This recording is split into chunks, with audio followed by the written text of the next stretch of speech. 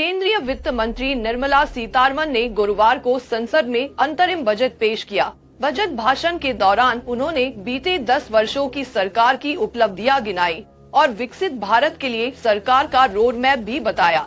वित्त मंत्री निर्मला सीतारमण ने कहा कि 10 वर्ष में अर्थव्यवस्था में काफी विकास हुआ है। प्रधानमंत्री नरेंद्र मोदी के नेतृत्व में इसने तरक्की की है।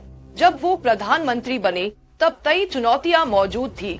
सबका साथ सबका विकास के मंत्र के साथ सरकार ने इन चुनौतियों का सामना किया। जन कल्याणकारी योजनाएं और विकास के बूते हम लोगों तक पहुँचे। देश को नया उद्देश्य और नई आशा मिली। जनता ने सरकार को फिर बड़े जनादेश के साथ चुना। हमने दोगुनी चुनौतियों को स्वीकार किया और सबका साथ सबका विकास और सबका विश्वास के मंत्र के साथ काम किया।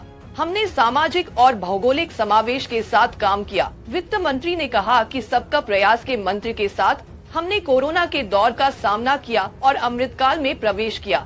इसके नतीजतन हमारा युवा देश के पास अब बड़ी आकांक्षाएं, उम्मीदें हैं।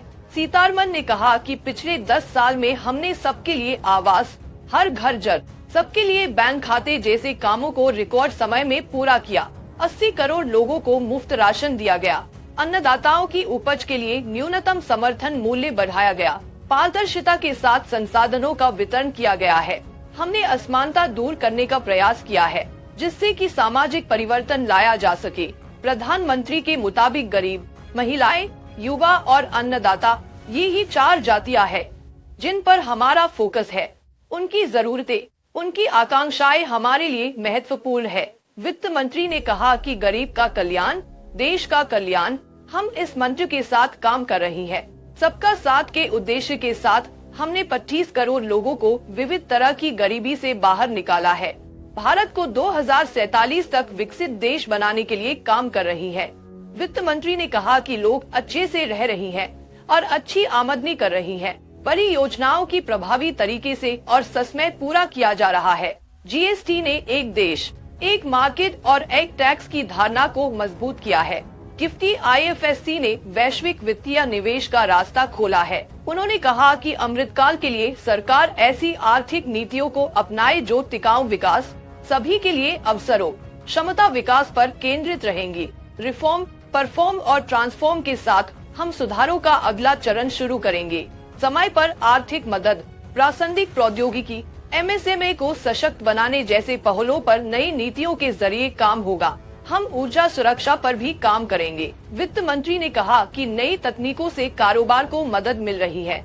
लाल बहादुर शास्त्री ने जय जवान, जय किसान का नारा दिया था। अटल जी ने जय जवान, जय किसान, जय विज्ञान का नारा दिया था। प्रधानमंत्री मोदी ने इसे और विस्तार देते हुए जय जवान, जय किसान, जय विज्ञान, जय अनुसंधान का नारा दिया है।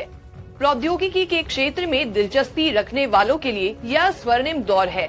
1 लाख करोड़ रुपए का ब्याज मुक्त या कम ब्याज दर पर कोष वितरित किया जाएगा। इससे दीर्घकालिक वित्तीय मदद दी जाएगी। इससे निजी क्षेत्र को मदद मिलेगी। अमर उजाला अब आपके टीवी पर भी। अपने स्मार्ट टीवी पर YouTube पर सर्च करें अमर उजाला, चैनल सब्सक्राइब करें और देखें ताज़ा खबरें, वो भी HD क्वालिटी में।